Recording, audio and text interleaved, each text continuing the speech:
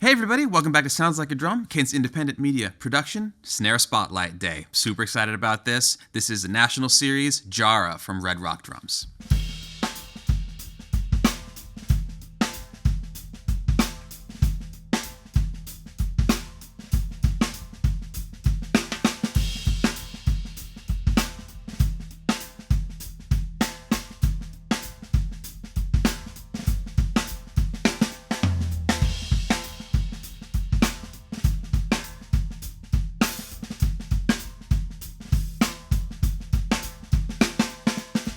We've been acquainted with Red Rock Drums for a couple years now. They make amazing stave shell drums down in Australia. They've been doing this for almost a decade. They started in 2011.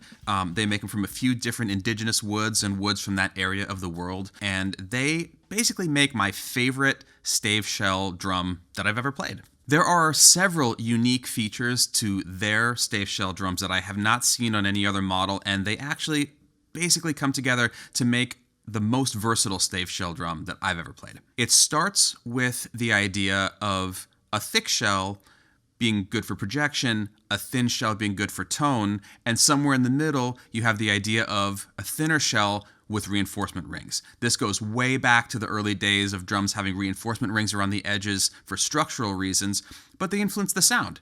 And in this case, whereas like a vintage drum would have ply reinforcement rings, these are actually carved into the initial thicker shell so that you end up with a 1/4 inch thick shell in the resonating body of the drum and then an extra 1/2 inch of re-ring on the inside that's all from the original staves. Before we go any further, let's hear how this sounds at a nice meaty kind of medium tuning.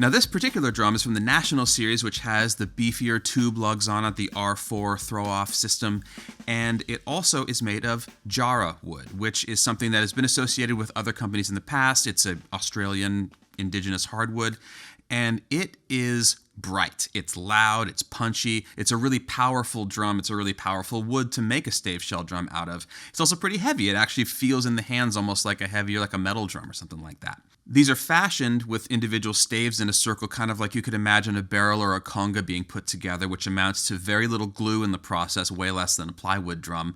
They glue them up together, get it into the shape, and then they put it on a lathe and take out some wood from the inside to develop those re-rings we were talking about earlier. So when you look inside of the drum, it actually looks kind of like a traditional drum from maybe the 60s or 70s with that extra little wood around the edges. This impacts the behavior of the drum in a few different ways. The main thing that I notice about re-ringed drums, including this one, is that they have a warmer, more controlled kind of sound. The overtones are a little less wild, and the fundamental punch of the drum is much more powerful than an equivalent drum without re-rings. In this drum in particular, it also has fairly rounded over edges, so by adding the re-rings, there's actually more surface area on both the top head and the reso touching the head. And that means that there's a lot more energy distribution through, and then conversely, the high overtones are suppressed ever so slightly. So it kind of has a pre-EQ'd, almost slightly muffled kind of sound. It's beautifully controlled, but it's not suppressed the way it would be if it actually had some kind of muffling involved.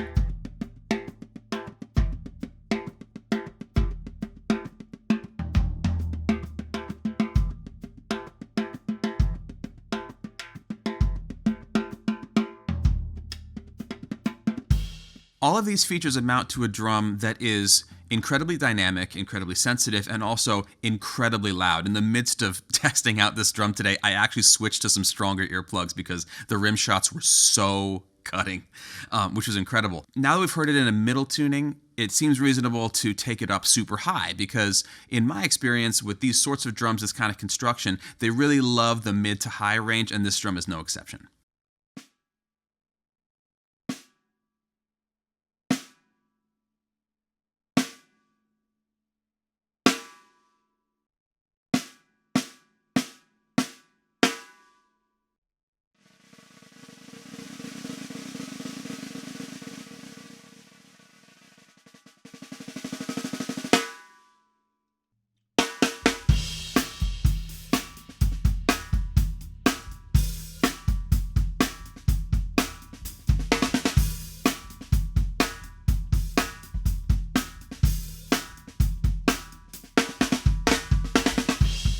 Now, one of the most important things in the construction of a snare drum is the snare beds.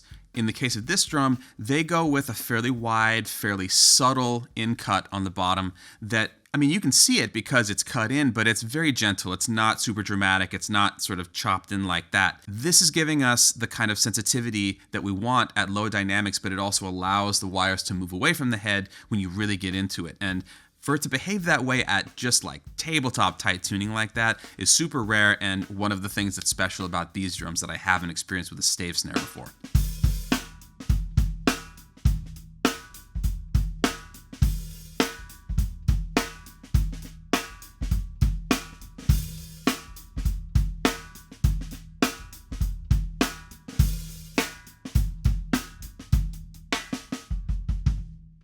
I feel like it's worth it right now to talk about what the deal is with stave shells in the first place and why you would want a drum that's constructed this way. Most drums that we see are either bent plywood or one ply of wood that's bent. There's no bending in this at all. This is actually blocks of wood that are cut at angles and glued in a circle. Again, kind of basically like how a barrel is made. This is really, really different than a ply drum or any kind of steam bent shell because, first of all, the grain is vertical instead of horizontal, and it is in its original state that it was in the tree. It hasn't actually been messed with at all. It's just glued. Plywood is loaded with glue, which is going to inhibit resonance, which is one of the reasons why steam bent shells can be preferable. This is a totally different animal. This is a more powerful sound. This is much more reflective also because of, again, just the solid pieces of wood. It's also the reason why congos are made this way and some other kind of drums that you might see in percussion type situations. What this results in for me and why I choose drums like this is when I want something that has a combination of wood behavior and metal kind of power. Because some metal drums can get a little thin when you tune them high. Some wood drums don't have just the sheer magnitude of sound. And these basically split the difference in a perfect way.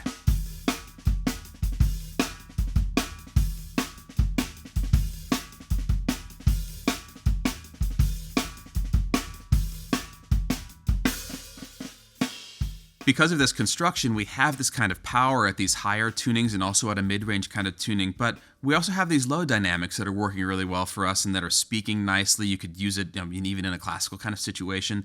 And some of this has to do with the way that energy is transferred into the grain versus horizontally along the grain. It's another facet of why stave shell drums kind of are their own thing, and there's really nothing quite like them.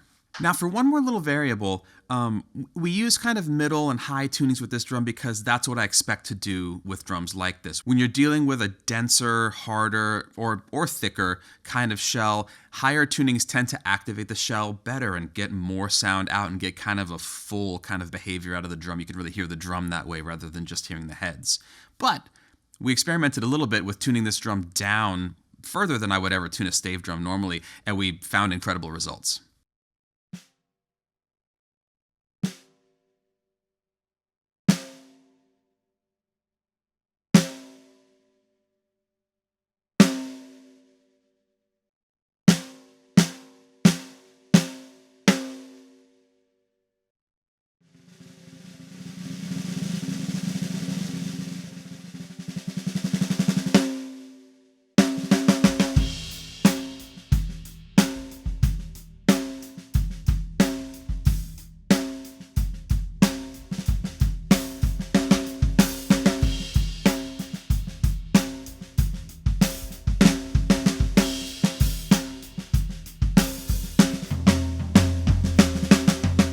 It's my belief that the reason why this drum will do this where other stave drums I've played won't is because of the re-rings and because of the thinning of the shell in the sort of the central resonating portion of it. You end up with the thing being more likely to resonate, but then also still having lots of wood contacting the heads to transfer that energy.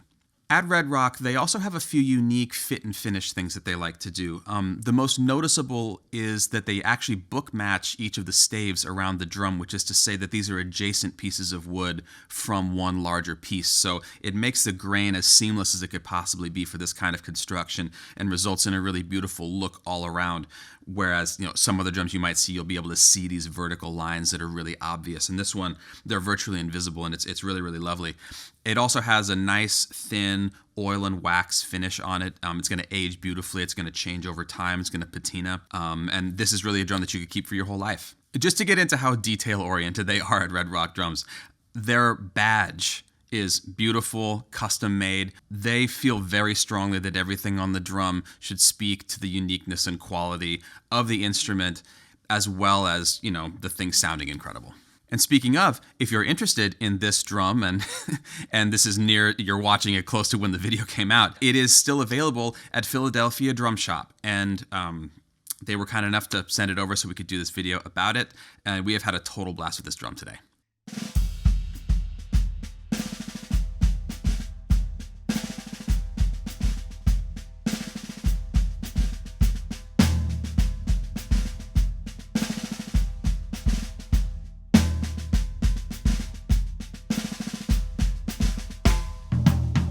Stave shell snare drums have been a mainstay of studios and recording artists and live players for years now, many, many years. And they have, in my experience, not been the most versatile drums. These are the ones to get if you want one that does what stave shell drums do, but also does a wide breadth of tuning, dynamics, likes different heads. It's going to fit into a lot of different situations. It's about as versatile as you could get for this kind of sound. It is ridiculously loud. The tone is fantastic. There's really nothing else to say.